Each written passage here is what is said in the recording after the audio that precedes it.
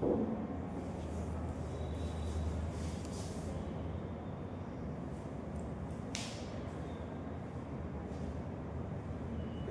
विद्यार्थी मित्र, आज आपण BA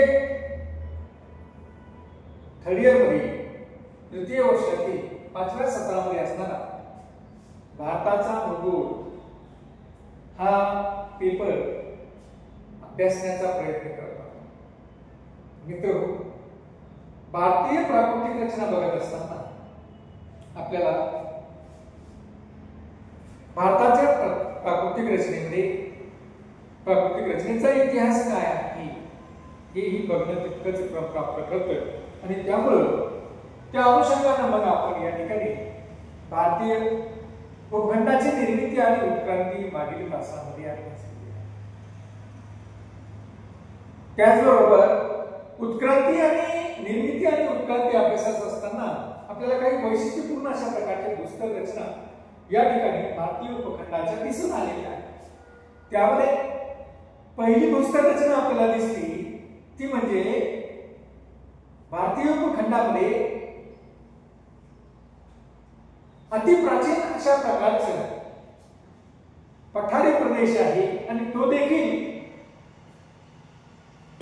या पठारावरील भागाची निर्मिती देखील वेगवेगळ्या प्राचीन अशा कालखंडामध्ये या ठिकाणी सांगितली आहे। मग तो भारतीय पठाराचा दक्षिणेकडील आणि पूर्वेकडील भाग असेल की जो नीज अशा खडकापासून तयार झालेला आहे किंवा धारवाड सारख्या गटातील खडकांचा भाग असेल की ज्या माध्यमातून अरवली पर्वत असेल किंवा दक्षिणेकडील निलगिरी पर्वत असेल, पाराणी टेकड्या असतील, पूर्व घाटाचा भाग असेल की हा धारवाड खडकाच्या प्रकारातील असताना भाग होता। तर गोंडवाना खडकातील प्रकाराचा जर आपण विचार केला तर आपल्याला असं दिसतं की या गोंडवाना खडकामध्ये छोटा नागपूरचा भाग असेल, राजमहल टेकड्या असतील किंवा नागपूर ते गोदावरीच्या त्रिभुज प्रदेशापर्यंतचा असणारा भाग हा भाग या कालखंडामध्ये गोंडवाना प्रकारच्या खडकाची निर्मिती झाली आहे। आणि मग अशा पद्धतीने प्राचीन अशा भारतीय उपखंडातील पठाराची निर्मिती झाली। त्याचबरोबर आपण बघितलं की त्यानंतर साधारणतः 6 कोटी वर्षापूर्वी या भारतीय पठारावर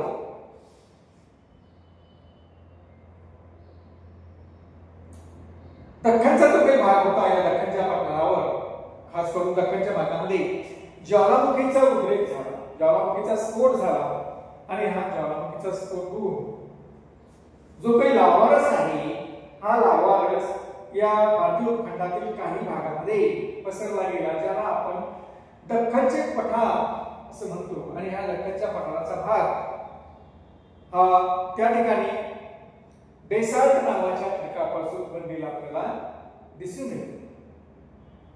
मित्रांनो, त्यानंतर दुसरा असं वैशिष्ट्य या भारतीय भूस्तर रचनेचे, भारतीय उपखंडावरील भूस्तर रचनेचं आपल्याला दिसून आलं ते म्हणजे या ठिकाणी गंगा सिंधू मैदानी प्रदेश आपल्याला आढळतो की जो अतिशय सपाट अशा प्रकारचा आणि खोल अशा गाळांनी युक्त असणारा हा प्रदेश आहे। मग या प्रदेशाची निर्मिती ही देखील एक वैशिष्ट्यपूर्ण अशा पद्धतीने झालेली आहे। आपण बघितलं की यामध्ये ज्या काही वेगवेगळ्या भूमध्य तबकड्या या पॅन्जियापासून निर्माण झाल्या, या भूमध्य तबकड्या वेगवेगळ्या दिशेने सरकल्या गेल्या। त्यामध्ये भारतीय उपखंडाची असणारी जी काही तबकडी आहे ही तबकडी अशी उत्तरेकडे आशिया खंडाच्या असणाऱ्या भूमध्य तबकडीकडे सरकल्यामुळे तिचा एक प्रकारचा दाब त्या ठिकाणी आशिया खंडाच्या असणाऱ्या तबकडीवर पडला। आशिया खंडाची तबकडी देखील दक्षिणेकडे सरकू लागली आणि ही देखील उत्तरेकडे, आणि त्यामुळे झालंय काय की प्रचंड प्रकारचा दाब त्या ठिकाणी निर्माण झाला आणि या दाबातून हिमालय सारख्या घडीच्या पर्वताची निर्मिती झाली. हिमालय सारख्या पर्वताची निर्मिती होत असताना भारतीय उपखंडाची तबकडी ही या आशिया उपखंडाच्या आशिया खंडाच्या तबकडीच्या खालच्या भागामध्ये सरकली गेली, खालच्या भागामध्ये घुसली आणि त्यामुळे काय झालं की हिमालय पर्वताच्या पायथ्याशी एक मोठी अशी खोल द्रोणी किंवा खोलगट अशा पद्धतीने मोठा असा एक खड्डा त्या ठिकाणी निर्माण झाला की जो खूप मोठ्या प्रमाणात खोलगट असा भाग त्या ठिकाणी निर्माण झाला की ज्याला भूद्रोणी असे म्हटलेलं आहे. आणि हा भाग निर्माण होऊन त्या ठिकाणी मित्र हो हिमालयातील नद्या आणि भारतीय पठारावरील नद्या यांनी अनेक वर्षापर्यंत हजारो वर्षापर्यंत पाण्याचं आणि गाळाचं संचयन त्या ठिकाणी केलं. कालांतराने या भागामध्ये गाळाचं आणि गाळ जो काही होता तो पाण्यामध्ये गाळाचं संचयन होत असल्यामुळे सपाट अशा प्रकारचं गाळाचं मैदान त्या ठिकाणी निर्माण झालं की ज्याला आपण गंगा सिंधू मैदानी प्रदेश असं या ठिकाणी म्हटलेलं आहे. तिसरा जो काही भाग आपण आजच्या तासामध्ये बघूया तो म्हणजे उत्तरेकडील हिमालय प्रदेश.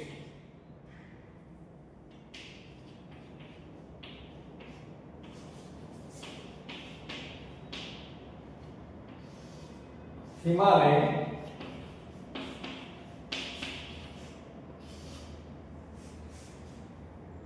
पर्वतीय प्रदेश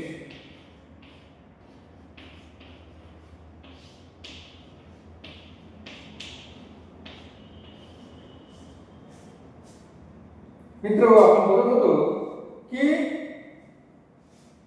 भारतीय उपखंडाच्या उत्तरेला एक वैशिष्ट्यपूर्ण असं भूस्तर रचना आपल्याला दिसते की उंच उंच अशा प्रकारची पर्वतरांग आहे जिला आपण हिमालय पर्वतरांग असं या ठिकाणी. मग ही जी काही हिमालय पर्वतरांग आहे किंवा ह्या ज्या काही हिमालय पर्वतरांग आहे या हिमालय पर्वतरांगाची निर्मिती साधारणतः टर्शरी युगामध्ये झालेली आपल्याला दिसते. आणि हा जो काही हिमालय पर्वत आहे या हिमालय पर्वत हा प्रामुख्याने स्तरित खडकापासून बनलेला आपल्याला दिसतो. यामध्ये खास करून स्तरित खडक आहे. आणि मग आपण जर बघितलं मित्र की आपल्याला असं दिसतंय की ज्या ठिकाणी आज हिमालय पर्वत निर्माण झालेला आहे त्या ठिकाणी अगोदरच्या काळामध्ये 33 नावाचा महासागर त्या ठिकाणी होता. आणि या 33 नावाच्या महासागरामध्ये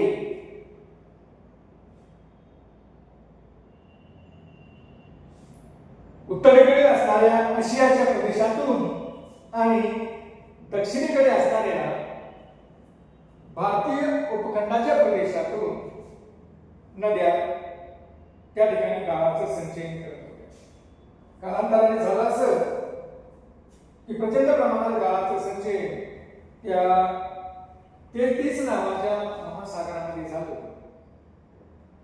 त्याचबरोबर भारतीय उपखंडाची जी काही तबकडी आहे ही तबकडी उत्तरेकडे सरकली आणि आशिया खंडाची असणारी तबकडी ही दक्षिणेकडे सरकली. आणि त्यामुळं ज्या ठिकाणी 33 नावाचा महासागर होता आणि या महासागरामध्ये असणारा गाळ होता त्याच्यावर दोन्ही बाजूने प्रचंड असा दाब निर्माण झाला आणि त्यातून या गाळाला घड्या पडून त्या ठिकाणी हिमालयासारखा घडीचा पर्वत हा त्या ठिकाणी निर्माण झाला. हिमालयासारखा घडीचा पर्वत त्या ठिकाणी निर्माण झाला आणि म्हणूनच असं म्हटलं जातं की तो त्यामधला जो काही खडक आहे तो स्तरित आहे आणि गाळाचे खडक हे स्तरित प्रकारचेच असतात. गाळाच्या खडकाला आपण स्तरित खडकाचाच प्रकार या ठिकाणी म्हणतो. म्हणून आपण असं म्हणतो की गाळाचे खडक त्या ठिकाणी आहेत म्हणजे स्तरित खडकापासून या हिमालय पर्वताची निर्मिती झालेली आपल्याला दिसून येते आणि त्यामुळे त्या ठिकाणी ओलीकरण झालेलं आपल्याला दिसतं, म्हणजे घड्या पडल्या वळ्या पडलेल्या आपण असं पाहतो. त्याचबरोबर मध्य हिमालयामध्ये आपल्याला काही स्फटिकयुक्त आणि रूपांतरित खडकाचे देखील पट्टे आढळतात. त्याचं कारण असं आहे की दोन्ही बाजूला प्रचंड असा दाब त्या ठिकाणी निर्माण झाला आणि त्यामुळे मूळ खडकाचं रूपांतर त्या ठिकाणी झालेलं आपल्याला दिसतं. यामध्ये ग्रेनाइट, नीज, शिस्ट इत्यादी खडकाचा देखील समावेश या ठिकाणी असलेला आपल्याला दिसतो. याउलट जो काही बाह्य हिमालय आहे किंवा शिवालिक टेकड्या आहेत, या टेकड्यांमध्ये नद्यांनी वाहून आणलेल्या गाळाचे संचयन अधिक प्रमाणामध्ये झालेले आपल्याला आढळते. पाकिस्तान पासून तर नेपाळ पर्यंत या गाळाच्या टेकड्या या प्रामुख्याने हिमालयाच्या उंचावण्यामुळे निर्माण झालेले आपल्याला दिसून येतात. तर मित्रांनो, अशा पद्धतीने भारतीय उपखंडामध्ये या 3 प्रकारच्या वैशिष्ट्यपूर्ण अशा भूस्तर रचना आपल्याला वेगवेगळ्या काळामध्ये निर्माण झालेले आपल्याला दिसून येतात. म्हणून हिमालय पर्वत हा भारतातील अर्वाचीन अशा प्रकारचा पर्वत आहे, राग आहे असं या ठिकाणी म्हटलं जातं. म्हणजे निश्चित भारतीय पठारी प्रदेश हा त्याही अगोदरचा आहे असं या ठिकाणी आपण म्हणतो. तर धन्यवाद मित्रांनो. अशा पद्धतीने आपण भारतीय भूस्तर रचनेची काही वैशिष्ट्ये इतिहासाच्या माध्यमातून इतिहासकालीन दाखले देऊन या ठिकाणी अभ्यासण्याचा प्रयत्न केलेला आहे. धन्यवाद.